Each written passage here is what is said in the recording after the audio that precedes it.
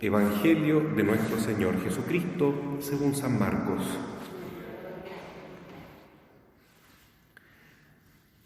Un escriba se acercó a Jesús y le preguntó: ¿cuál es el primero de los mandamientos? Jesús le respondió: el primero es: escucha, Israel, el Señor nuestro Dios es el único Señor, y tú amarás al Señor tu Dios con todo tu corazón y con toda tu alma, con todo tu espíritu y con todas tus fuerzas. El segundo es: amarás a tu prójimo como a ti mismo. No hay otro mandamiento más grande que estos. El escriba le dijo: muy bien, maestro, tienes razón al decir que hay un solo Dios y no hay otro más que Él, y que amarlo con todo el corazón, con toda la inteligencia y con todas las fuerzas, y amar al prójimo como a sí mismo, vale más que todos los holocaustos y todos los sacrificios. Jesús, al ver que había respondido tan acertadamente, le dijo: tú no estás lejos del reino de Dios. Y nadie se atrevió a hacerle más preguntas. Palabra del Señor.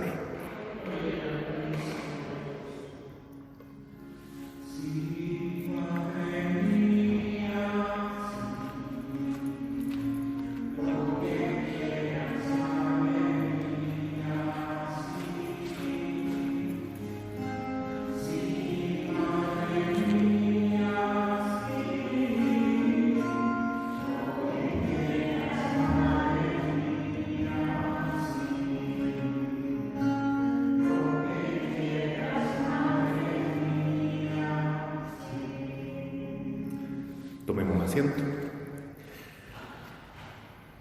Mis queridos hermanos, a medida que se va acercando la Semana Santa, la palabra de Dios se va haciendo más profunda, más incisiva, para prepararnos espiritualmente a celebrar la Pascua del Señor. Hoy día un escriba aparece en el Evangelio, le pregunta a Jesús lo más importante de todo. Le pregunta cuál es el primero de los mandamientos. Para nosotros la palabra mandamiento es un poquito complicada porque hoy en día se habla más de derecho que de mandamientos, deberes, responsabilidades, obligaciones. Pero tomemos la palabra mandamiento como una muy buena orientación que aparece en la Biblia. Una recomendación, un consejo, también es un mandamiento, también es un precepto, pero tomémoslo por ese lado, porque Dios no nos está mandando porque Él necesite algo de nosotros, sino que lo que nos pide es para nuestro bien.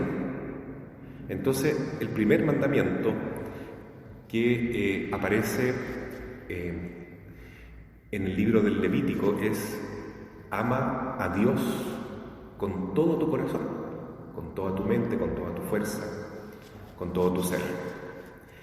Y el otro se junta con el Deuteronomio: y ama a tu prójimo como a ti mismo. Y ahí se resume todo el Antiguo Testamento en lo que es la ley de Dios: amar a Dios sobre todas las cosas y amar al prójimo como a sí mismo.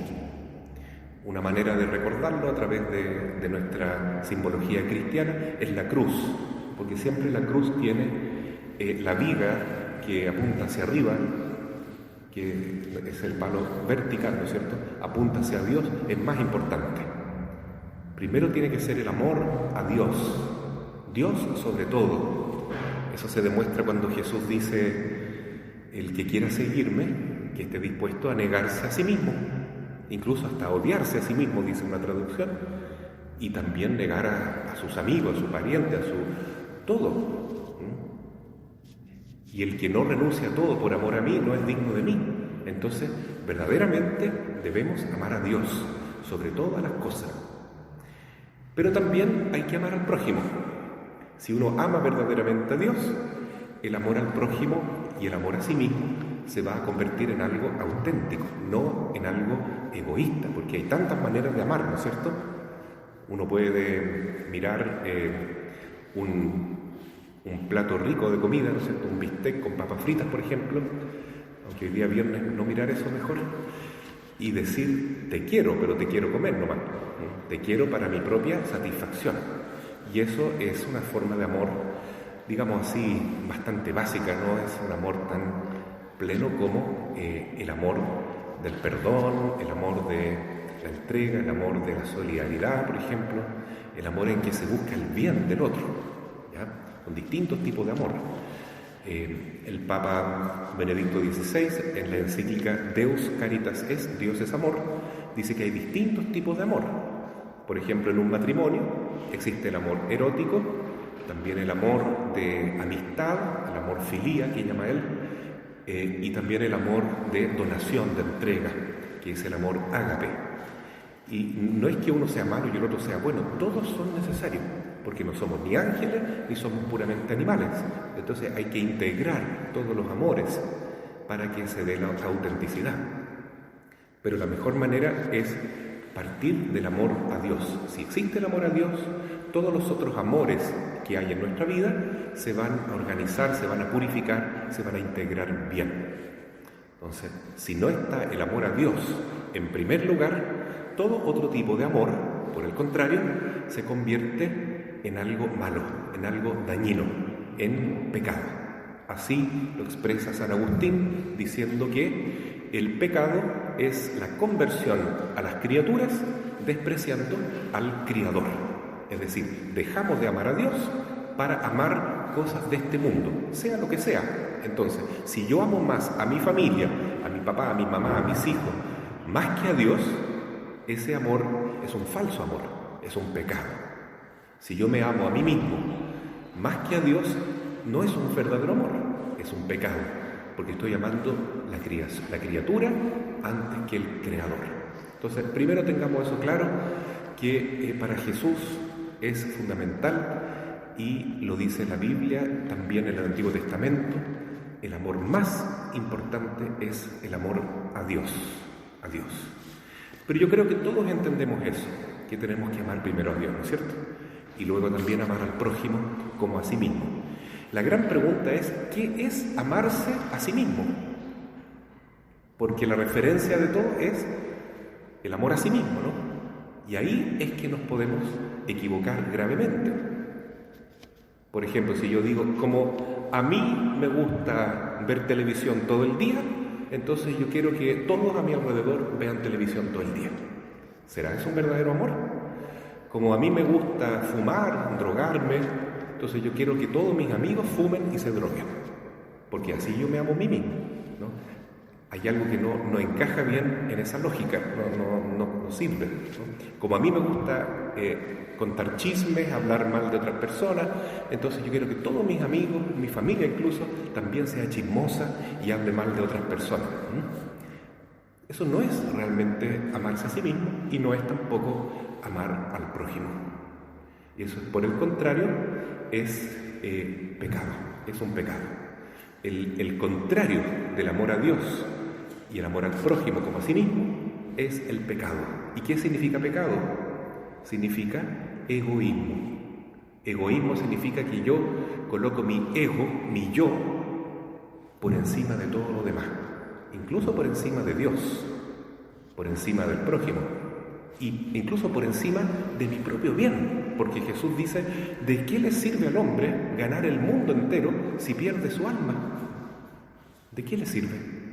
¿No? Yo puedo tener todo materialmente hablando, pero si pierdo mi alma, ¿de qué me sirvió? Nada. Entonces, amarse a sí mismo es, en primer lugar, buscar la salvación de la propia alma también. Eso sí que es amarse a sí mismo. Y para salvar mi alma, tengo que seguir el camino de Jesús. Jesús dice que hay que morir a sí mismo. Entonces, si yo renuncio a mí mismo, finalmente me estoy amando a mí mismo. Bueno, perdón si estoy siendo muy enredado para explicar esto, pero tal vez lo podemos entender mejor viendo dónde comenzó el pecado, en qué momento de la historia los seres humanos dejamos de amar a Dios sobre todas las cosas. Ese momento fue en el paraíso, donde se cometió el pecado original. Ahí, por primera vez, el ser humano, el hombre y la mujer, dejaron de amar a Dios sobre todas las cosas. Y también dejaron de amarse a sí mismos de manera correcta. Porque después del pecado, después de esta gran desobediencia a Dios y apego a la indicación de Satanás, ¿no es cierto?, de la serpiente astuta, ¿qué pasó con ellos? Que no pudieron amar más. Cuando sabían que Dios estaba paseando en el jardín, se escondieron de Dios, tenían vergüenza de Dios, ¿no? Es como cuando alguien peca y ya no quiere ver más la imagen de Jesús o la imagen de los santos, se esconde de Dios, como si pudiéramos escondernos de Dios. No se puede. Pero además dejaron de amarse a sí mismos, porque el hombre tenía que amar a la mujer. Esa era su tarea. ¿Por qué Dios hizo al hombre? Lo hizo más grande, con más músculos, más fuerza, porque tenía que proteger y servir a su mujer. En cambio, después del pecado, ya no la sirve más, no la ayuda, no la protege, sino que abusa de ella. Y la culpa, le echa la culpa a ella, en vez de echarse la culpa a sí mismo, de ponerse en el lugar de su esposa, de protegerla. Cuando Dios le pregunta, ¿qué te pasó, Adán? ¿Por qué pecaste? No es mi culpa, dijo, no es mi culpa, es culpa de ella. Y más encima, le echa la culpa a Dios. Esa mujer que tú me diste por compañera, o sea, él no reconoce su responsabilidad, le echa la culpa a Dios que le dio una compañera que lo hizo pecar. Qué fácil eso, perdón que lo diga así, a lo mejor no es políticamente correcto, eso es ser poco hombre, justamente, eso es ser poco hombre, porque el hombre verdadero asume su responsabilidad y en vez de abusar de su mujer y de su familia, tiene que protegerla, tiene que cuidarla, tiene que sostenerla. Miremos a San José, este es el ideal de hombre, el ejemplo mejor de esposo que está siempre sirviendo a su esposa y a su hijo Jesús. Y es puro amor, y es realmente signo de contención, de ayuda. Es un padre providente, pero no quiere aprovecharse de lo suyo, sino que quiere protegerlos. Inclusive cuando José, que hoy estamos celebrando el tercer día de la novena, cuando San José ve que llega su prometida esperando guagua, él no quiere culparla a ella. Todo lo contrario de Adán. Adán le echó la culpa a la mujer. José bien podría haber dicho, yo no soy el papá de ese hijo, por favor, castíguenla, porque la ley decía que la mujer adúltera tenía que morir apedreada. No, José no hizo eso, aunque él no entendía nada en ese momento, sufrió una crisis terrible, existencial, quería huir, pero no quería echarle la culpa a María, quería echarse la culpa a sí mismo entonces, aunque no entendía nada. Entonces realmente es un hombre de verdad, San José. ¿Ya? ¿Qué es lo contrario de ser un hombre de verdad? De ser, perdón que lo diga de nuevo, un poco hombre. El poco hombre es el que es machista. El machismo es ser poco hombre. El hombre que llega a la casa y que en vez de proteger a su esposa, la apalea, le pega, ¿cierto? Y llega curado y llega frustrado porque a lo mejor le ha ido mal en el trabajo o con los amigos. Llega enojado, se desquita con los hijos, se desquita con su mujer. La violencia intrafamiliar, y cuando viene del hombre sobre todo, es muy triste, porque es realmente el signo contrario de lo que debe ser un verdadero padre, un verdadero hombre, un verdadero esposo, como San José lo fue. Entonces el machismo es lo peor que le puede pasar a un hombre, porque lo hace ser poco hombre, porque lo hace ser algo muy distorsionado frente al plan que Dios tenía para cada hombre, ¿no es cierto? Es como ser muy inauténtico, ser machista.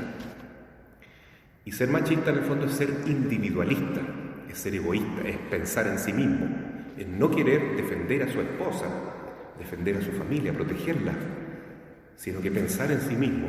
Yo no tengo la culpa, no es mi culpa. Eso es ser individualista, es ser egoísta. Entonces se fijan, queridos hermanos, que el amor a Dios y el amor al prójimo es lo contrario de un falso amor a sí mismo. Lo que se opone al mandamiento de Dios es el egoísmo, es ponerse a sí mismo en el centro, tratar de salvar la propia vida y acabar perdiéndola. Y bueno, también vamos a hablar de lo contrario del machismo que hoy en día está de moda, que es el feminismo. En la cultura actual se pretende que el feminismo sea algo bueno, y resulta que es algo tan malo y tan perverso como el machismo. Las dos cosas son malas. Ahora, yo distingo, una cosa es que, como dice el Papa Juan Pablo II, en Mulieres Dignitatem, la mujer ha podido reivindicar capacidades, derechos en la cultura actual, y eso está bien. Que dice el Papa, ¿no es cierto?, que hoy en día la mujer aporta mucho a la sociedad, aporta mucho más a la cultura que antes, porque puede tener más protagonismo y más papeles que cumplir en la sociedad actual. Eso está bien, está bien. Lo que está malo es el feminismo. El feminismo es lo mismo que el machismo, pero para el lado de la mujer. Es el individualismo, hermano, es el egoísmo convertido con un género concreto, el feminismo. ¿Ya? Entonces, por ejemplo, un feminismo perverso es cuando las mujeres dicen: yo soy dueña de mi cuerpo, entonces puedo abortar a mi hijo. ¿Pero cómo usted reconoce que es su hijo? Sí, yo sé, muchas dicen eso. Yo sé que hay una vida humana, yo sé que hay un niño, yo sé que es un hijo. Pero primero mi cuerpo, primero yo, primero mi libertad. Yo soy libre de elegir. Esos son los dos grandes bandos que comenzaron a pelear primero en Estados Unidos, donde comenzaron estas luchas de feministas, ¿no? Los pro-vida, pro-life y los pro-choice, a favor de la elección, de la libertad. ¿Es acaso verdadera libertad matar a su propio hijo? Eso es esclavitud, hermano. Es esclavitud del pecado, es esclavitud de un ego, de un yo que está totalmente pervertido por ese pecado, por ese alejamiento de Dios. Entonces vemos que tanto el machismo es algo pésimo, malo, como el feminismo, aunque hoy en día queramos hacerlo aparecer como algo bueno. No es bueno. Machismo y feminismo son egoístas, son individualistas y niegan, en el fondo, a Dios, el principal derecho. Hoy se habla de los derechos humanos, pero nos olvidamos de los derechos de Dios. Dios tiene derecho a que nosotros lo amemos a Él, sobre todas las cosas, porque Él nos creó, a Él pertenecemos. Cristo nos compró a un alto precio, derramó su sangre en la cruz por nosotros, junto a María nos perdonó. La Virgen Madre, junto a Jesús en la cruz, nos perdonó que nosotros seamos responsables de matar a Cristo en la cruz, porque todos lo matamos con nuestros pecados.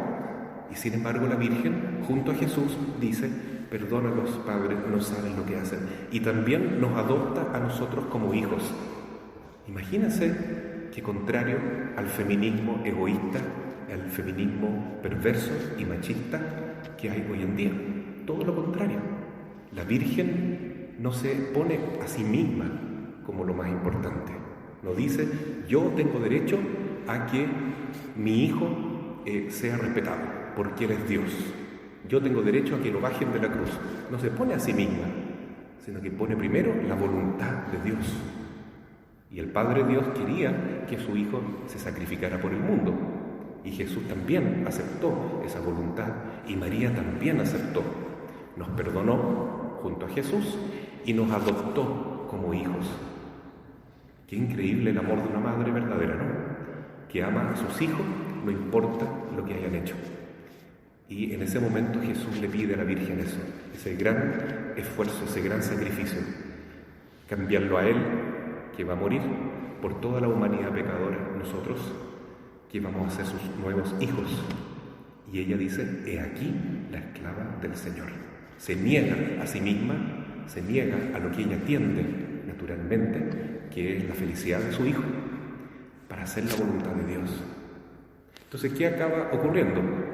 que cuando nosotros amamos a Dios sobre todas las cosas, como lo hizo San José, como lo hizo la Santísima Virgen, y principalmente Jesús nuestro Señor, ¿qué ocurre? Que viene la vida, porque Jesús resucita y porque la Virgen recupera a su Hijo resucitado y además ahora adquiere una nueva familia de hijos que somos todos nosotros.